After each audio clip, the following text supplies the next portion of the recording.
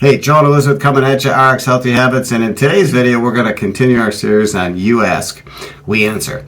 In this video we're going to talk about 4 common questions that people have about weight loss.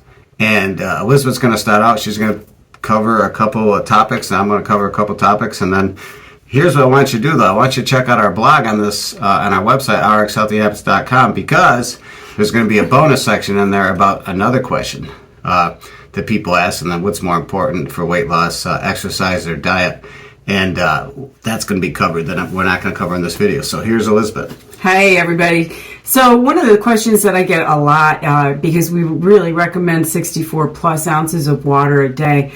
I have so many clients that say, I just don't like water. Well, you know what? I number among them. And so what I do, I bring my sippy cup everywhere I go, and it's filled with herbal iced tea because I like that.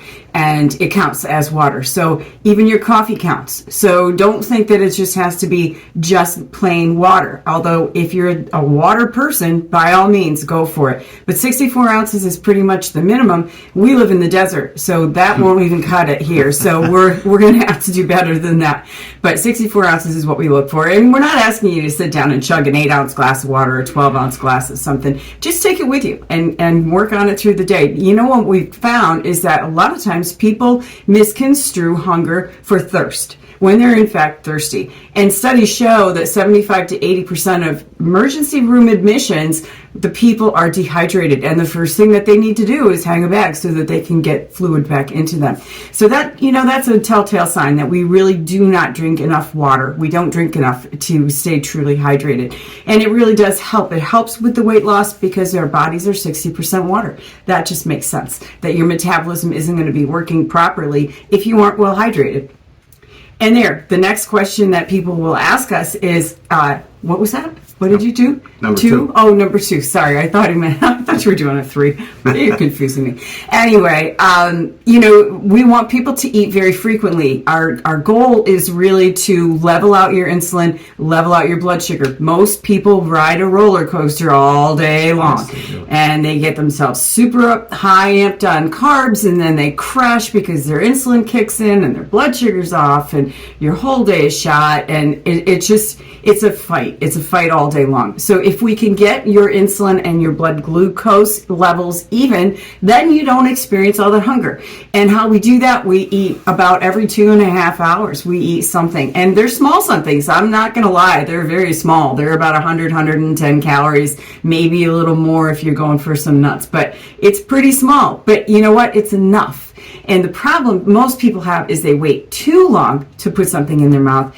Then they'll eat the table and chairs. And that's a problem. You overeat when you get too hungry, right? Absolutely. Everybody does it. It's just a function of who we are. We are constantly, when we're trying to lose weight, you're constantly fighting your body's natural reaction to not starve to death. And unfortunately, when you don't feed your body often enough, it thinks you're going to starve, and it's just going to save everything. So you'd be surprised. I really recommend it. We've got a lot of tips on the website, a lot of little ways that you can do that sort of thing and consume something 5 to 6 times minimally a day, every 2.5 hours. And when you're drinking your water or your beverage of choice here, you're really going to find that that's not only doable, it's a whole lot more comfortable, and you've got a lot more alertness, you've got a lot less fatigue because you're not doing this all day long. All right, fantastic. So Elizabeth covered number 1, how much water you need to drink, about 64 ounces. She covered about the fact that you need to be eating every 2.5 hours, small portions, and then you're fitting really small. Then you're putting your meals in there, which are also smaller than you think. But anyway, I'm going to talk about number 3, and this is a big one that a lot of people don't really even think about when it comes to weight loss, and that is make sure you get enough sleep. And how much is enough sleep? The experts say 7 to 9 hours per night. Because if you don't, studies have shown, and this is on the blog, you can read about it, there's a higher incidence of people that have high blood pressure, type 2 diabetes, heart attack, stroke. All are linked to poor sleeping habits or lack of sleep. And when it comes to weight loss, so specifically, if you don't get proper amounts of sleep, you're going to have a tougher time losing weight. And you will see this in your progress. On the nights when you get very little sleep, you'll see that your weight doesn't come down. Matter of fact, sometimes it'll go up a little bit because your body is fighting with cortisol to keep you going, and that causes retention, fluids, and all kinds of things. So healthy sleep, 7 to 9 hours. Number 4, our final point, and that's this. This is a big one, and this one, I got to give you the answer straight. Can I drink alcohol when I'm trying to lose weight? And the answer is really no. The answer can be yes if you want to do it a lot slower, because what's going to happen, alcohol has usually a high amount of carbohydrates no matter what you're drinking, but from wine to beer to whiskey, and calories. And here's the issue with alcohol. It's going to throw you out of fat burn if you're in fat burn. But again, on a weekend, if you say, I want to have a glass of wine, well, you're going to be out of fat burn for a while the next day. Don't drink a bottle of wine. But if you do, it's going to slow you down a little bit. And it makes you hungry. Well, yeah, that's the other thing. The hunger is another issue with alcohol.